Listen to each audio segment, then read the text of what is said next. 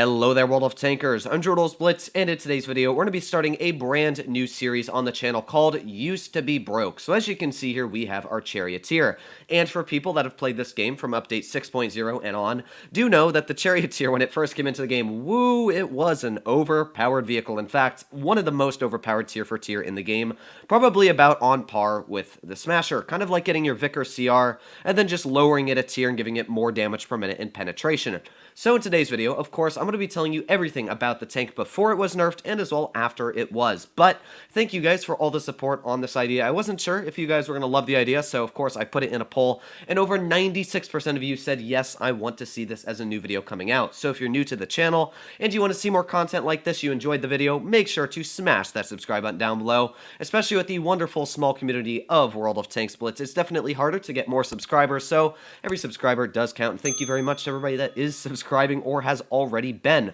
But getting straight into the Charioteer, before I do talk about the vehicle nowadays, let's first give you a little brief moment of history, and let's go pull up my browser and talk about the vehicle when it first came into the game in update 6.0. You can see Blitz Hanger still wonderfully keeps all of their old HTML files. This was the old HTML of the Charioteer, and you can see here, yeah, it was pretty overpowered. Although I will say the Conway was pretty OP as well with the 400 damage gun. As you can see, it doesn't have that here. But enough about the Conway, that's for another video. Right now we're talking about the Charioteer. So first of all, you can see that the Charioteer carried 250 meters of view range, which is the best out of every single tier 8 tank destroyer in the game. Which meant that not only does this tank have great mobility, not only does it have a fully traversable turret, but it's also going to outspot probably all heavy tanks, all mediums, and even most light tanks when you're sitting in a bush, which is pretty dang deadly. As well, you take a look at the gun. It had a 7.19 second reload.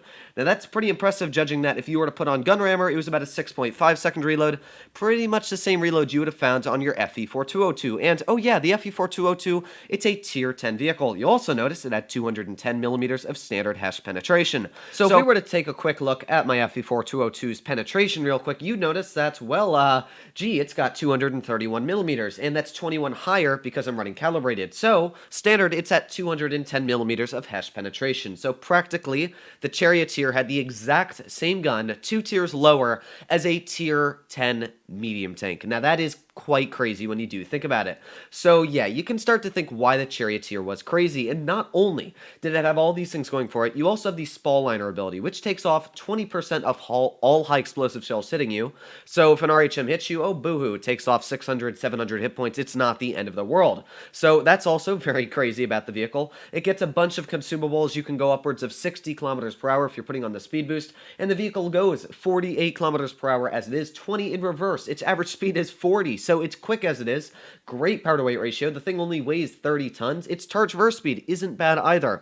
Really, it's a super mobile medium tank. And that's pretty much what made it such an overpowered tank. Just imagine, let's say you're grinding your T44, which is a pretty average tier 8 medium. It's got 2200 DPM or so. It's got good gun depression, but along comes the Charioteer, which has 10 degrees of gun depression, 4,000 damage per minute when it's shooting its high explosive squash head, and not to mention it can easily penetrate right through the frontal armor of your vehicle because, yeah, you don't have 232 millimeters of an upper plate. So the Charioteer would pretty much just obliterate your tier 8 medium and then move on, just shrugging you off as you only take off maybe 300, 400 hit points from him. And that was pretty much the reason why the Charioteer was so overpowered. But, yeah, Wargaming came down with the nerf hammer, and they nerfed it quite hard. You'll notice that my HESH pen now is 193, and I'm a man who loves using calibrated, so I'm 18 millimeters more on my HESH than it normally would be. So, yeah, it's 40 millimeters less HESH penetration than it was when it first came out. Now, that is a massive nerf. That's the difference from penetrating tier 8 heavies easily through the front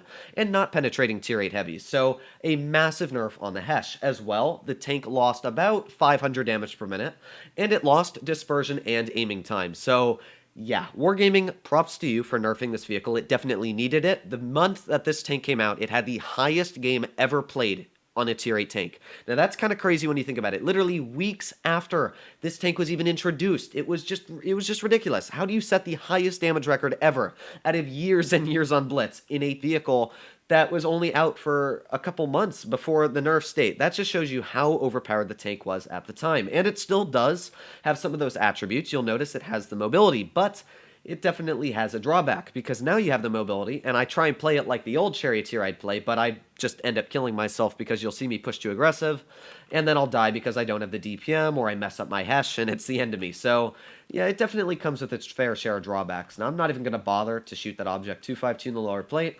My team pushing very aggressive right off the bat, and I'm not sure where the enemy team is at right now, because not a lot of people have been detected. We've got the AT-15, there we go, object 252, a lot of vehicles have now been spotted, and if this hits, yeah, I was going to be like, if that hits, it would be a truly Christmas miracle, but yeah, shots don't hit like that in Blitz, no, unless you're in a Russian vehicle, sorry, I misspoke there, unless you're in a Russian vehicle, shot don't hit like that, but that is not a Russian vehicle that we shot at, so of course we're going to easily hit our shot right on the AT-15.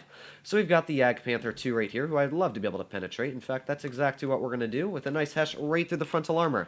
So you can imagine now that I would easily out-reload this Jagdpanther with the other gun. I have to put on, literally I have to put on my gun rammer here to out-reload that Jagdpanther 2, but you can imagine that it would be just so much more ridiculous if I was running it in the original state before it was nerfed. So we've got the T-44. Speaking of T-44s, my 168 pretty much just screwing my shot there. But you know what? Of course it misses. But thank you very much, VK168. I love when my teammates do that to me. But we're just going to continue on here and shrug it off. I can easily get this object 252 in the side, and that's exactly what we're going to do. A little bit of a low roll, but not the end of the planet. So next up we have the T-44. And there you go, the 49 messing up his high explosive.